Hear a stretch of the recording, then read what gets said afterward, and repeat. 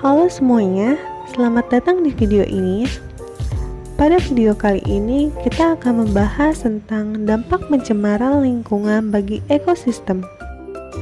Setelah kita banyak belajar mengenai bagaimana polutan bisa menghancurkan komposisi yang ada di air, udara, dan tanah yang sangat mengancam kesehatan dan lingkungan.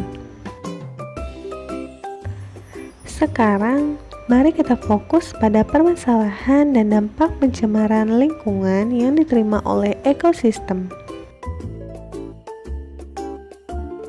Ekosistem secara umum dikenal sebagai sistem atau komunitas yang terdiri dari semua organisme hidup dan komponen tak hidup yang terkait di alam. Ekosistem dapat didefinisikan sebagai unit struktural dan fungsional ekologi, di mana organisme hidup yang berbeda berinteraksi dengan makhluk hidup lain dan lingkungan non-hidup di sekitarnya. Namun, pembahasan dampak pencemaran pada ekosistem akan memfokuskan pada aspek dari jenis-jenis ekosistem itu sendiri. Jenis ekosistem terbagi menjadi dua, yaitu ekosistem perairan dan ekosistem terestrial. Yuk, mari kita bahas tentang jenis-jenis ekosistem. Yang pertama, ekosistem perairan. Ekosistem perairan atau ekosistem akuatik mengacu pada semua ekosistem yang terletak di dalam air. Ekosistem perairan ini terdiri dari ekosistem air tawar dan air laut.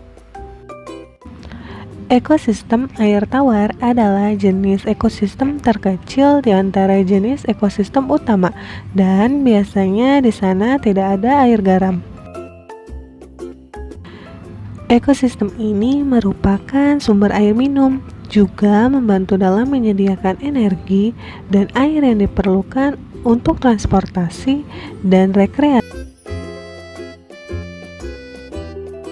Contoh dari ekosistem air tawar yaitu sungai, rawa, dan danau. Kemudian selanjutnya adalah ekosistem air laut. Ekosistem air laut adalah jenis ekosistem yang biasanya ditandai oleh keberadaan kandungan garam dalam air, misalnya lautan. Selain itu, ekosistem air laut dikenal sebagai jenis ekosistem terbesar di bumi. Ini biasanya mencakup semua lautan dan bagian-bagiannya. Dampak yang paling dirasakan ketika ekosistem air tawar dan air laut tercemar adalah menurunnya keberadaan biota laut, misalnya ikan-ikanan. Para nelayan atau masyarakat yang mengandalkan aspek perekonomiannya pada bidang perairan akan mengalami kemunduran. Ikan yang biasanya mereka adalah makanan akan berubah seperti racun. Itu terjadi karena ikan telah terkontaminasi oleh zat berbahaya. Selain itu, beberapa hewan laut juga akan rentan punah. Karang-karang di laut mati dan lambat laun tidak akan ada lagi kehidupan di sana. Imbasnya, daerah yang mereka tempati akan ditinggalkan karena sudah tercemar. Kemudian, selanjutnya ada ekosistem terestrial.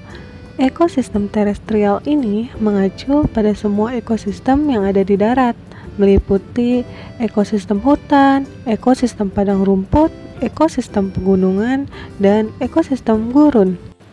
Pada kasus ini, ekosistem hutan adalah salah satu ekosistem yang paling sering dibahas jika dikaitkan dengan kerusakan lingkungan.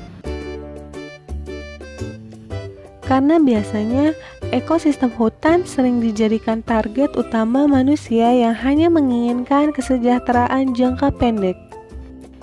Ekosistem hutan menyimpan begitu banyak ketersediaan flora dan fauna, sekaligus sebagai penyerap karbon yang signifikan dan berpartisipasi dalam mengendalikan dan menyeimbangkan keseluruhan suhu bumi.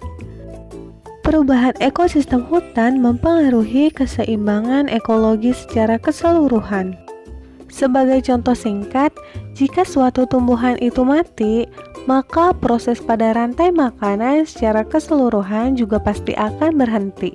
Karena tumbuhan adalah satu-satunya makhluk hidup yang bisa menghasilkan makanan sendiri. Dan penyebab dari gagalnya tumbuhan untuk bertahan hidup biasanya dipengaruhi oleh manusia yang terus mencari lahan untuk pembangunan.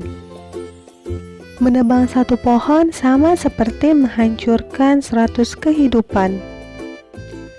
Jika ini terus terjadi, bumi yang awalnya dikenal sebagai tempat yang paling aman akan berubah menjadi tempat yang paling mengerikan di tata surya. Teman-teman semuanya, kita sudah berada di ujung video penjelasan dampak pencemaran lingkungan bagi ekosistem.